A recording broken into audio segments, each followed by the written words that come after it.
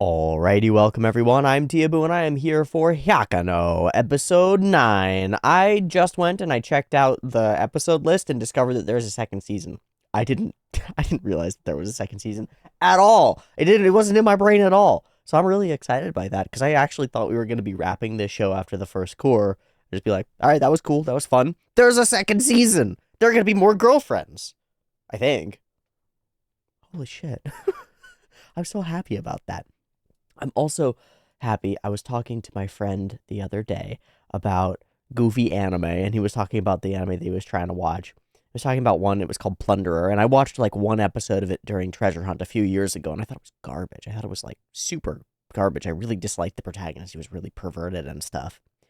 And my friend was like, "I'm trying to find a silly anime to watch, but I watched this one, Plunderer, and it's like, it's not the thing. It's not hitting the mark." Oh, yeah, I've been watching a really funny anime recently. It's called 100 Girlfriends, and it's about a guy with 100 girlfriends, and they really love him. And my roommate laughed at just the description of it and was like, "That sounds really silly. I'll go look it up." He's like further along in the show than I am now over the course of just a day or two and came back. It's like, "This show's fucking great. It's hilarious." Good. Good. Spread the good news. Spread the word and the gospel. Speaking of word and gospel, our title for this episode is The Holy War of Love and Soul. Pretty big. I wonder if there'll be some like competition or a big battle. Maybe no, I'm thinking Shizuka because of the book, but that doesn't seem right. Like Holy War doesn't feel right. I know we're not getting another girlfriend for this season, I think. Unless the OP has lied to us, which would be cool. That's fine. Last we left off, we had a kiss disease, aka a zombie disease, aka a zombie outbreak of cutie patooties running after you trying to smooch. Smoochy patooties! It ended up working out really well. The kissing potion was accidentally distributed to all the ladies. And backfired. And by backfired, I mean front fired. I mean, that ended up being fun and kind of hot. And I loved it. I love these characters, and I love how they interact with each other, and I love how Rentaro is able to herd this group of horny cats as they try to love him, and mostly fail at it, and then succeed really wildly at it. What a blast. I don't know. Sometimes a show comes and it's just unassailably wholesome. Like I can't criticize it I can't criticize it. It's just unassailably fun and wholesome and good. It makes me like people.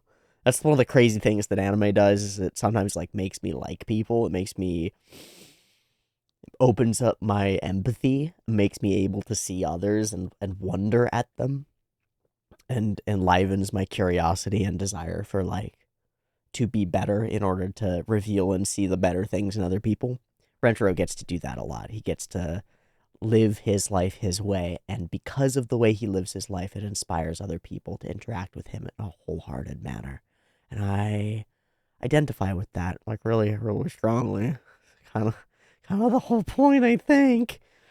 Like, I've internalized that as like the point of life, the point of existence, I think, is to live wholeheartedly your own way, and then maybe that inspires other people to do the same. And then you meet those people and you get fulfillment out of like being in interaction with other people who have their heads on and their heads on a swivel and their eyes open and are trying to live this damn thing, you know? Thanks, anime.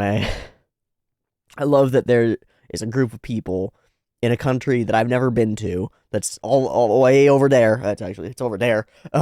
It's way over there, and they're all living their lives the way that they want to in order to create art, or not. Like maybe they're miserable, but they're still trying really fucking hard to create something that goes out of their brains and onto a screen, and then somehow into my brain, and changes who I am as a person. What's up with that? What's up with that? That's a profession that we're into. We as a society we're cool with that. We think that's cool. Maybe some people don't, maybe grandpa thinks it's stupid as fuck, but we as a society pay for it and make this art and creation and storytelling shit keep happening for a reason. And I think that's the reason. It's my reason. Anyway, this is a cute, dumb show about girlfriends loving you, and that might be the most important thing in the entire world. Like, fuck your spiritual journey into integrating your shadow. Fuck like self-actualization and becoming the person that you're meant to be in some like grand field or something. How about just being a little bit silly and demonstrating love for the people who are directly around you as the meaning of life? I'll take it. I'll take it. Put it up on the list, right? Like, it makes it on the tier list. I don't know if it's an S tier meaning of life, but it's on there, man. Like, be loving to the people around you. Good. Share your lovingness to other people, like, if you can. Good. Good shit. Inspires me to try to do the same. All right, I've been ABBA-buying and blathering real good. I just woke up, rolled out of bed, watched the show. That's the idea. Let's watch 100 Girlfriends episode 9 and see what this holy war of love and soul actually is about. I've got the episode up and ready to go. There'll be 2 versions, picture-in-picture in the description, timer on YouTube, BB timer to count you down, and early access. However inconsistent it is, it's still early access available on the Patreon. Beep beep timer.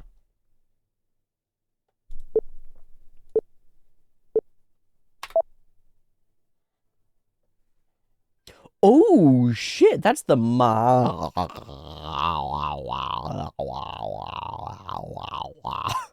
wow, wow. I wonder if they ever meet, will we get sparks? Holy shit, Mom. The fuck? What horribly traumatic bullshit is being whispered into Hakari's ears here? Also, the mother is very poignantly alone.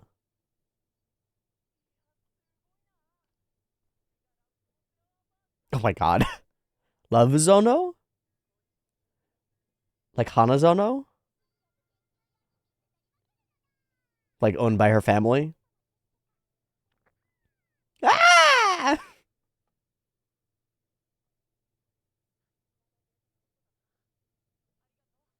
Ah!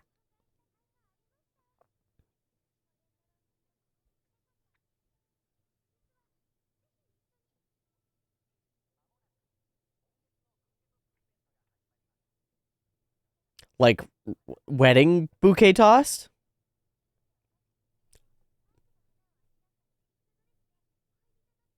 Oh shit.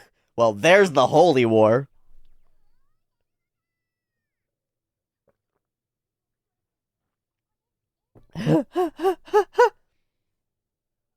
Efficient. Indeed, deeply efficient.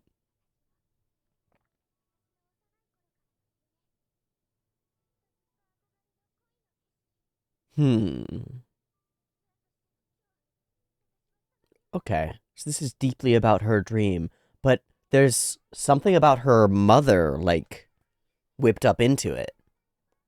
I wonder what that's about.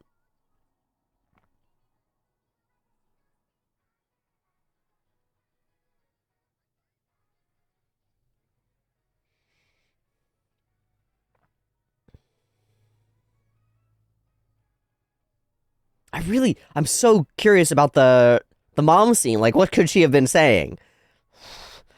Could she have been saying, you need a boyfriend, otherwise you're disowned? I don't think so. Could she be saying, remember the bouquet toss is coming up? I hope that you're there? I don't know.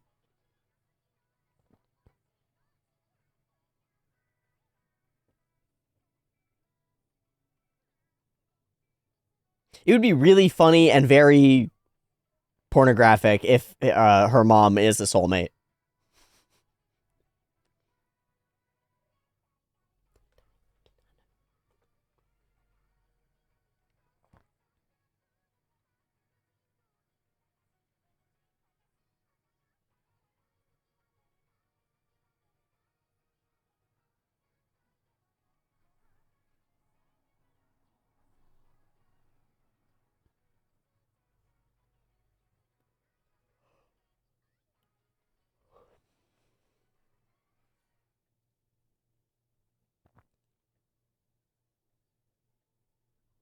Hell yeah. Oh. Oh, we got a squad. Oh, that's Yukun? Oh my god. Amazing. They're in monkey like dancing monkey dresses. We have a bigger enemy.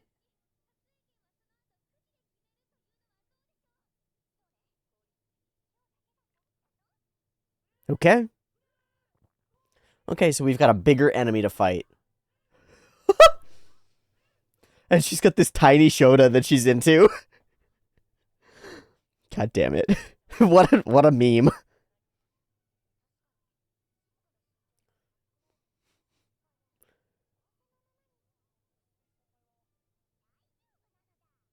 Oh, we're going big.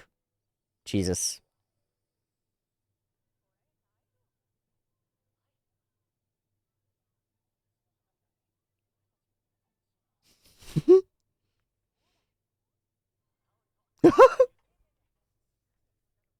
Yeah, how did you... Okay. Don't forget to bring a towel. Rentaro family. Oh, he's so sweet. He's so sweet.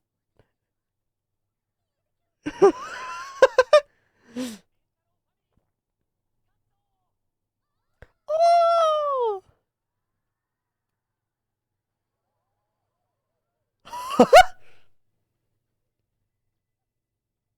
Let's go, Shizuka. The best at cheering. Yeah! Yeah!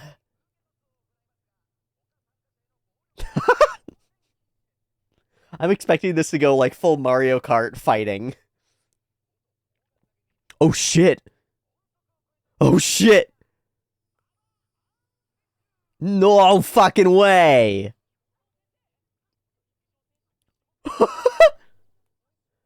Yeah, I thought it was sprinting. Uh.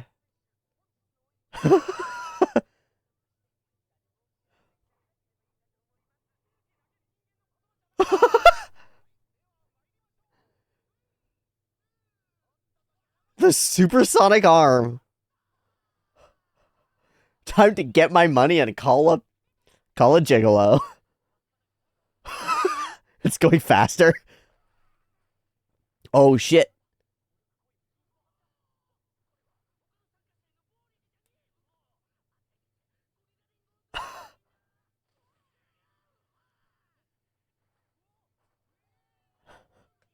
Just using them as missiles.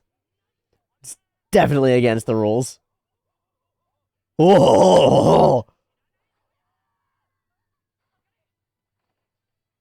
Aww. Connor and Nay with the dopeness. Let's go. Let's go. My literal favorite archetype. My literal favorite archetype is the Yankee.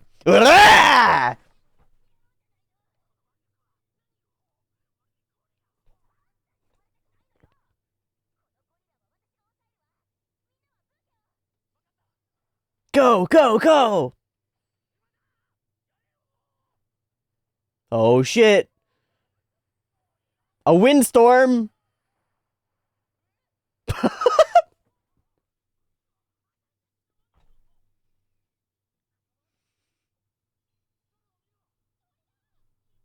Is she flying?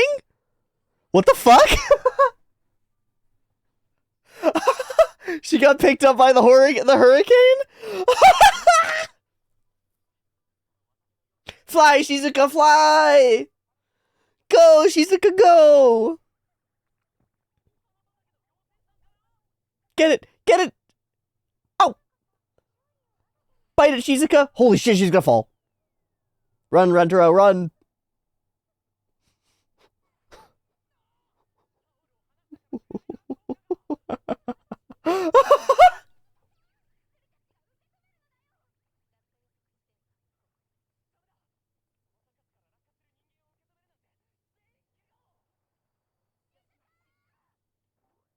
Oh! Praise be! Is she flying again?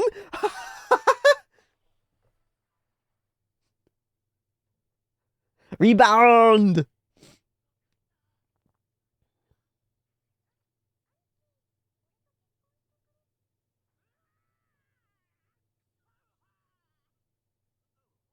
Oh ho? Oh my god.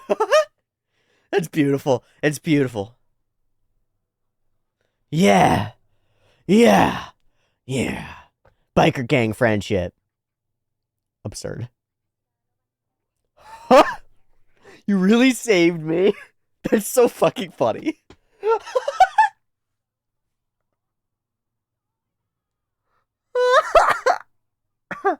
Okay, so now we're gonna draw lots. Come on, Shizuka should have it. I'm sure you do, and they're definitely not. They're definitely not manipulable at all.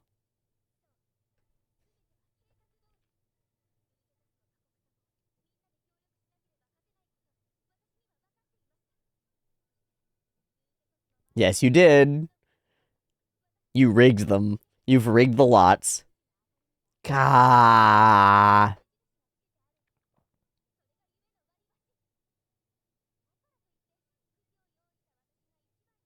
Yeah, but what if somebody else grabs it? You're fucked.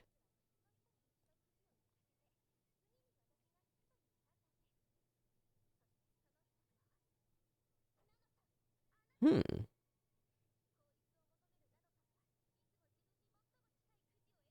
I don't know about that.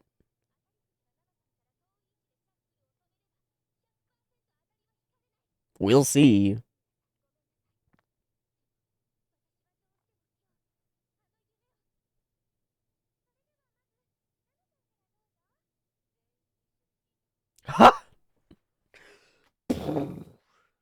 No, no, no!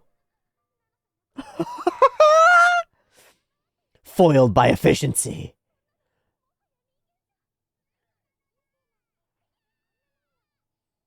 Aww, it really was fate.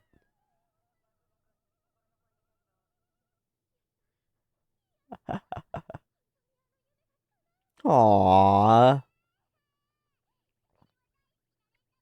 Everybody did.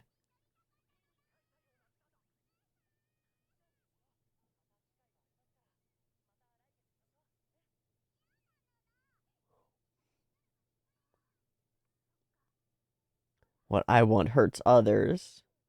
Wait, why? Wait, why, Hakari? And you can't? Oh. Is she like being forced to move away or something?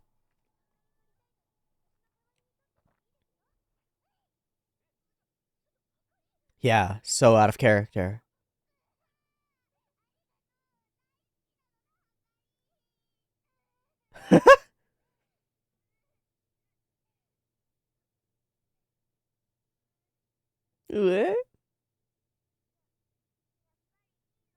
Huh?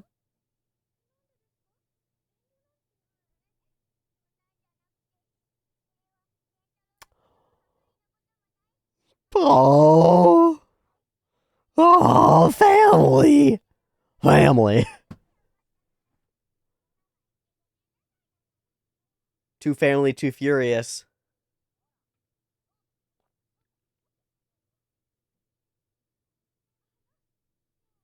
Aww. But what did she say about they can look back on it like a happy memory? Like she can't. What's she not saying? Aww.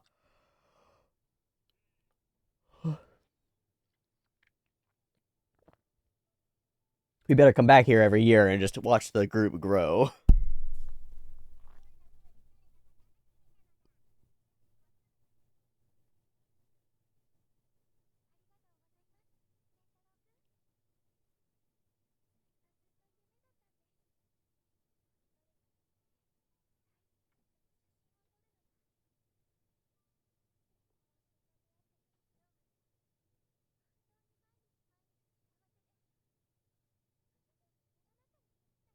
Why do I feel like it's like all about to end?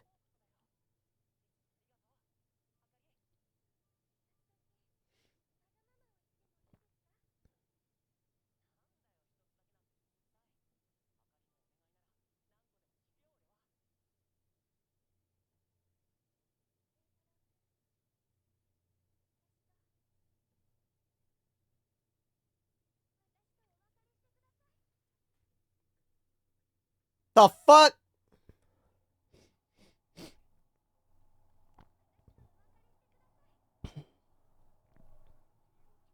Yeah.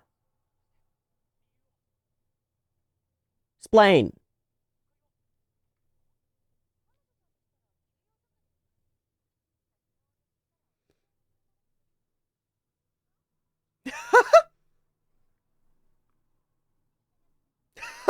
Don't you understand? Everybody pees.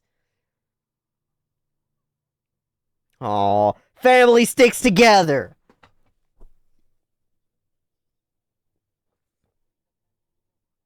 There's a 99% chance that she does pee.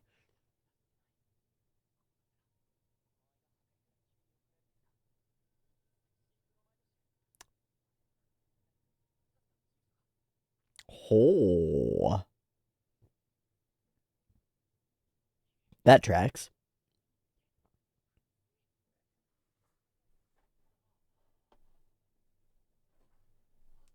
Akari.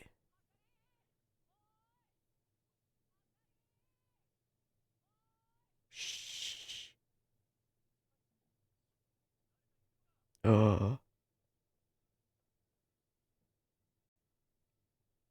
Bum bum bum. It must have been the wind. She trapped.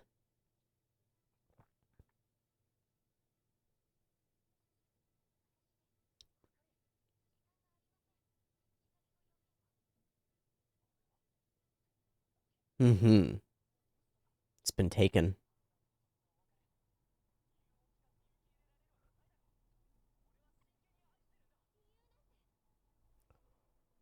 That's not true. She's just trying to safeguard him. She'll die.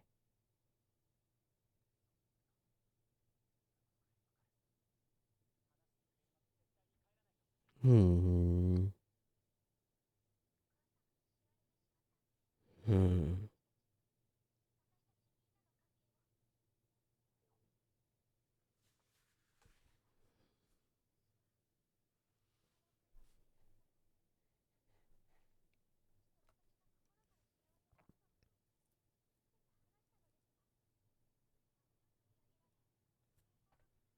Whoa!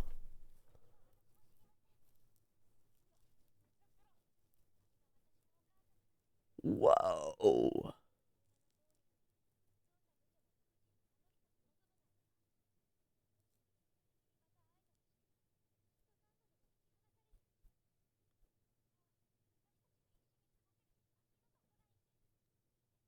Whoa, I did not expect this. This is great. Like our most dedicated girlfriend gets pulled away. Fuck.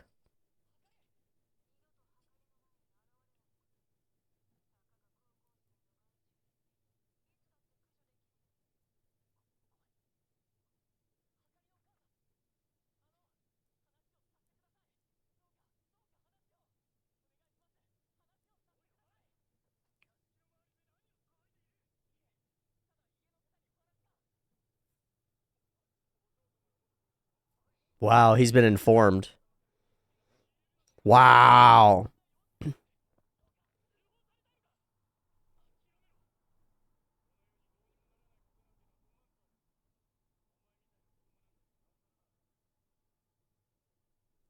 Whoa.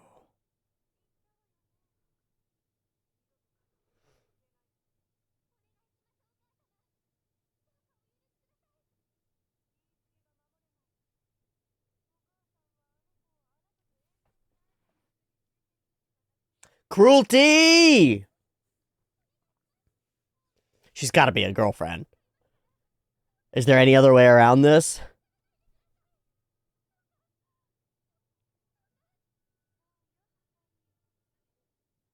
Ew.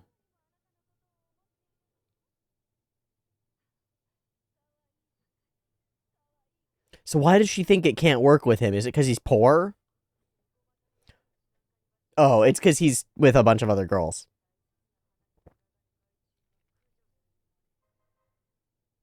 Wow. Boom. Let your kids make their choices. Especially when it comes to love. Shit. We gotta get the team together. We gotta do a heist.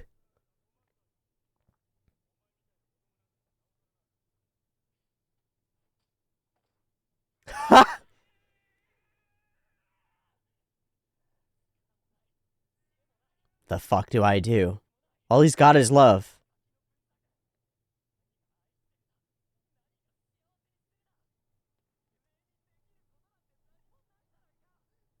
Damn.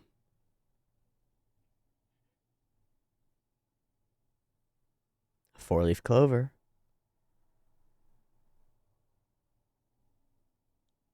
That they were looking for in the first couple episodes.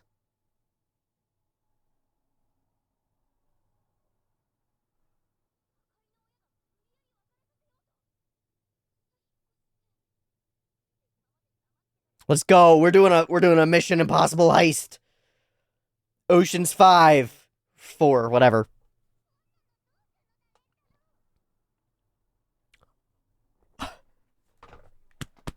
Let's go. It's also trespassing and breaking and entering.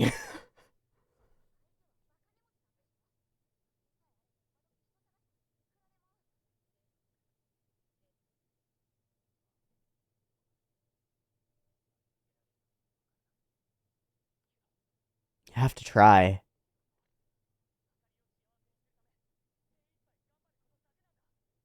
Have to try.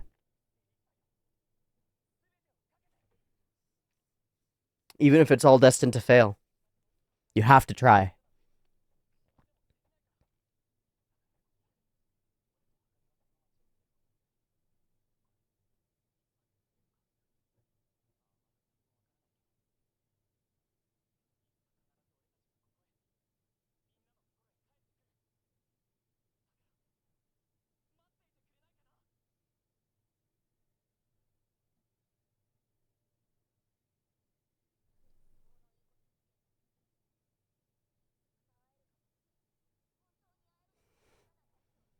We're coming with. We're coming with. We're coming with.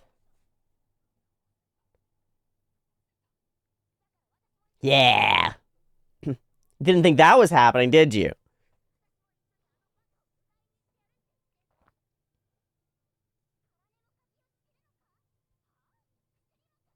Yeah. Oh, come on, Nano. You'll improve the odds a lot. You're like the smartest one here.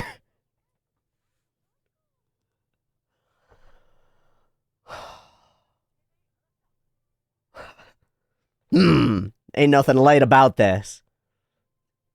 We going. Family. Family. Ohana means family.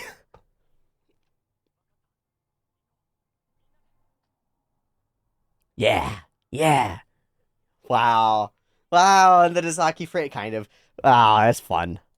What a great ending and a lead into like a I guess that might be the finale sequence is us breaking in and dealing with that. There are a couple more episodes, but fuck.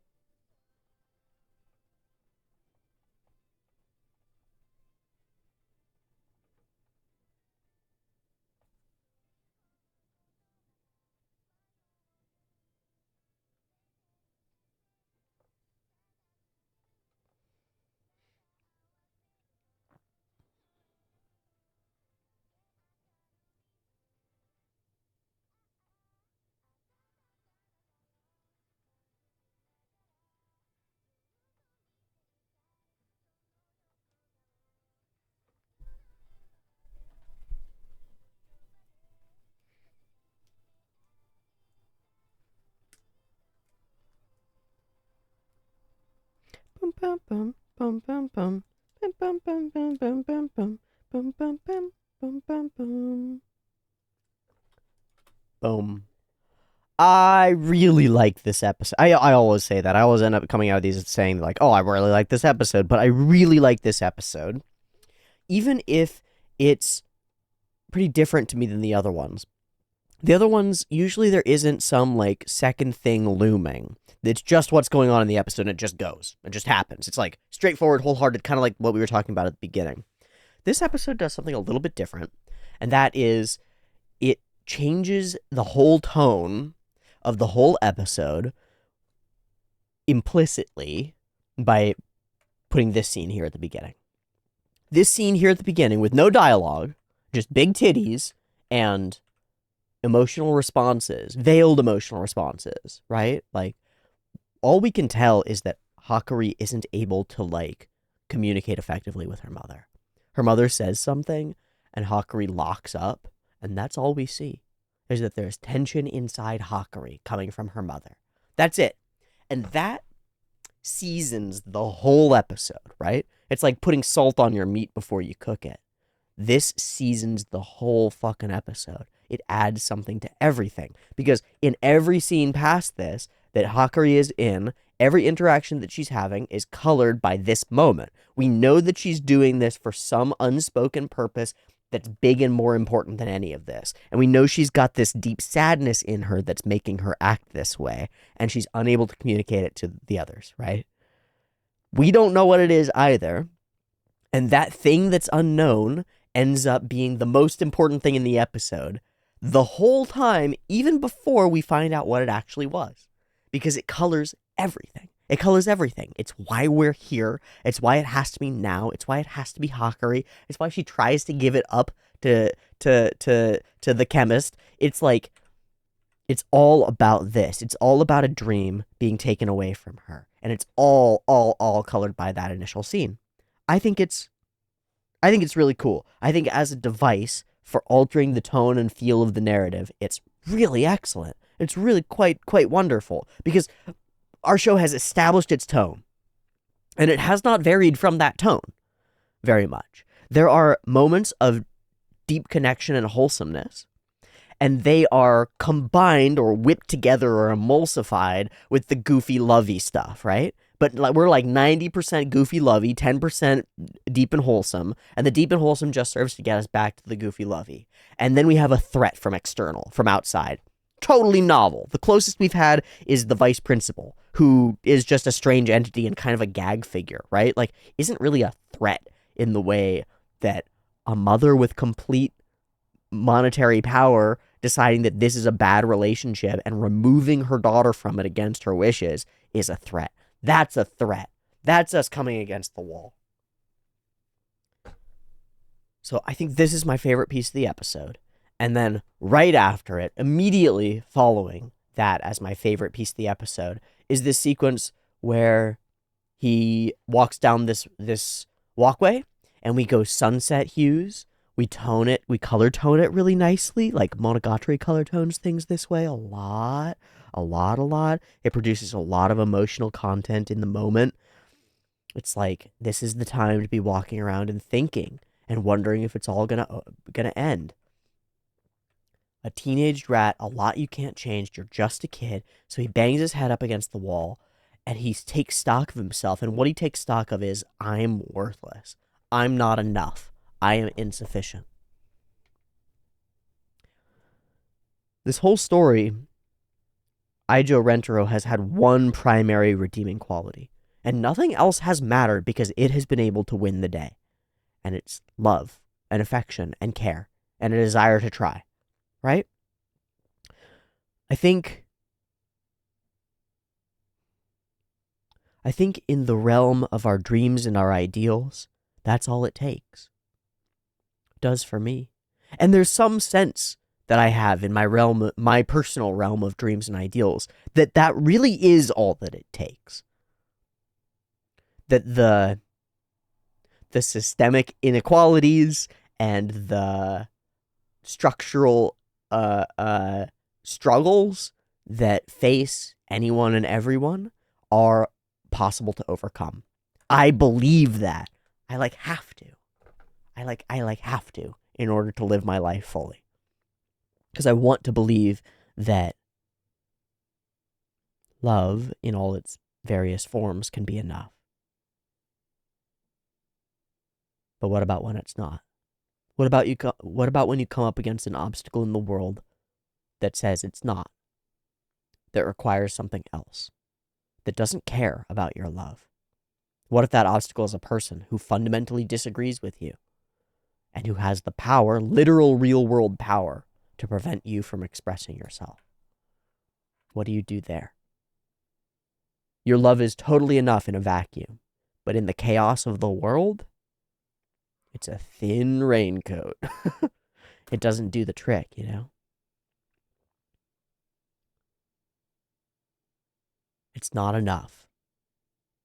So that's our holy war for heart and soul, really. Is it enough? Not on its own. Is love enough? Not on its own. But love isn't alone. That's sort of the thing about it that's interesting. Inherently, necessarily, it's not alone. Rentaro alone, filled with all the love in the world, wouldn't be able to do this. But Rentaro is not alone. He's been acting on his love for months and months. And now he has allies. Now he has allies, friends, companions. No bronze or brains, but his team does. Right? Like, Ijo Rentaro might not be able to fight this battle, but Nano can be the brains, and Kusuri can add the chemistry. Karane can be the beefcake. We just saw her do it. So there's something to this. There's something like really beyond important to this. The feeling on its own is impotent.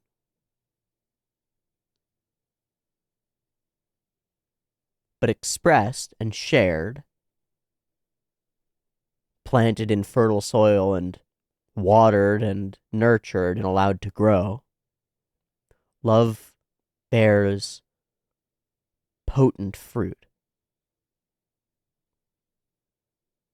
Creates these bonds and structures between people that end up being far more powerful than the individuals themselves.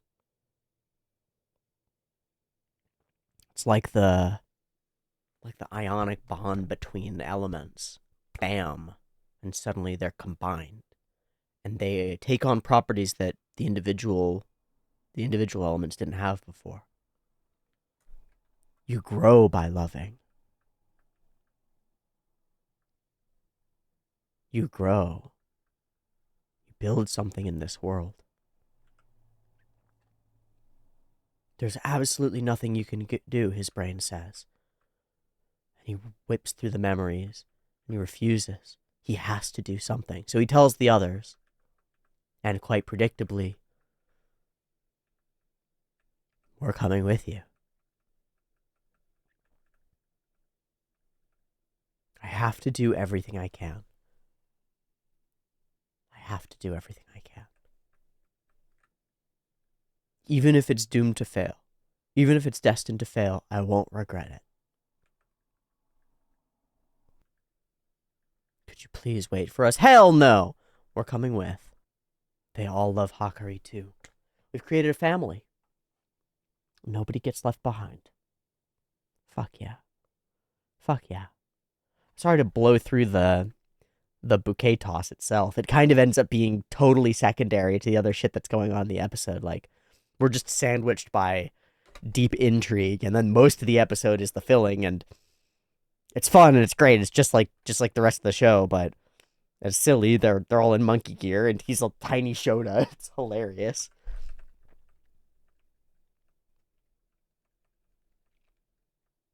Oh my god, and then Baba being the shot put, the incredibly powerful toss, transforming Karane into a dope-ass biker Yankee chick. Fucking amazing. I would love to see more of that. I really need a Yankee show, like a biker girls show. I need that. I need it. I need more of it in my life.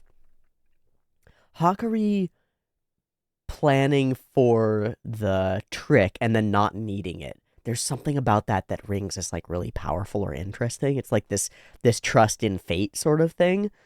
I don't really know. I don't really know, but she gets absolutely borked, and I think it's hilarious, and then actually ends up getting it anyway, and then tries to give it up because they'll be able to cherish the memory. Hakure's trying to, like, make this transition smoother and, like, let it go before it becomes more painful. She's trying to, like, cut it off before it cuts itself off so that there's some control over it. But doing that sacrifices the potential. I'd much rather try when uncertain than give up when uncertain. So, like, say you're in a relationship and it's been going okay, you know, well enough and badly enough, right? It's right in the middle. So you're uncertain, totally uncertain whether it's the right move to stay, to pursue the relationship, to go forward. The scales weigh even, you know? Yes, you get a lot of joy and there's some enrichment of each other's lives going on, but there's also, you know, you trigger each other and there's trauma in the air and struggles and difficulty and pain. If the scales are balanced, what do you do to tip the scales? How do you make a choice like that?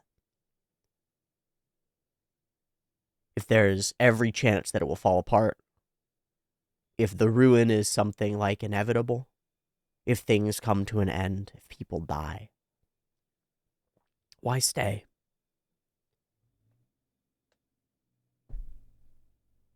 Why try? If it's all going to end anyway, why not end it before it gets deeper, right? Because every layer of more that we get will just be more pain when we pull it off, right? I don't think so. Now, maybe I'm an ignoramus and a fool, and I'll accept that. I think it's true. But I think it's always worth it.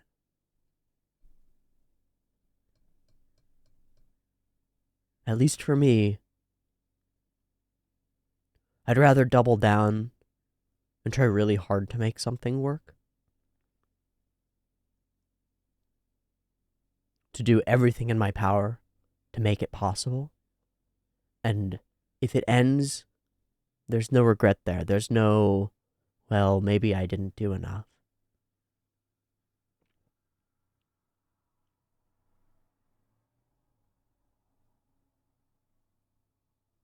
I'd rather, in the depths of uncertainty, I'd rather say yes than say no.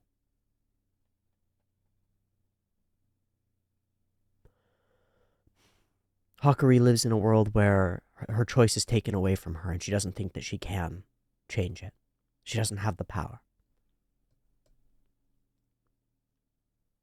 But because of love, Rentro decides to try, even if he thinks he'll fail too. What do you have to lose? If you're about to lose everything that matters, what do you have to lose by trying to get it and keep it? If you don't do anything, it'll all be gone. If you do something, the worst that can happen is it's all gone. Might as well do something. And in the same sense, with that set of balanced scales, maybe leaving or ending it will end up being the right decision. You can always get there. But if you leave while those scales are balanced like that, you give up everything that could have been. Everything that could have been. It's a real struggle. But the answer is pretty obvious, isn't it?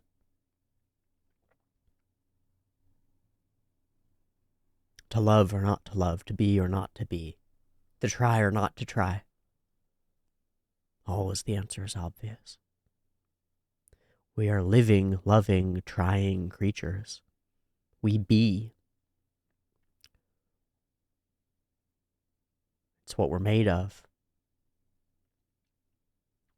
So even if it's hard, I'll stand firm that being is good, that trying is good, that loving is good. Regardless of what comes from it, regardless of what it leads to, I think acting those things out is right. So I'm with Rentaro here as he acts out his love to try to prevent harm from coming to somebody that he loves. As he refuses to leave and let somebody else determine the future for him and for her, he decides to try. And that has an influence on me. And for that, I am grateful. Thanks for watching this week's episode. That was a doozy and a banger, especially right at the end points. Wow. I really enjoyed it, and I hope you did too. Next time, we enter into the mansion. We're doing a full Ocean's 5. We got 5 of us, and we're doing a heist. We're doing a love heist. I hope we end up face to face with the mom and can talk this out. And I really hope that we can find out what her damage is. You know? I would be deeply unsurprised if she was cheated on or something along those lines. I would also be deeply unsurprised but very happy if we get a spark between her and our boy. We'll see. Next time on 100 Girlfriends. Thanks so much for watching this week's episode. I'll see you next time. Early access on the Patreon. Check it out. Much love. Peace.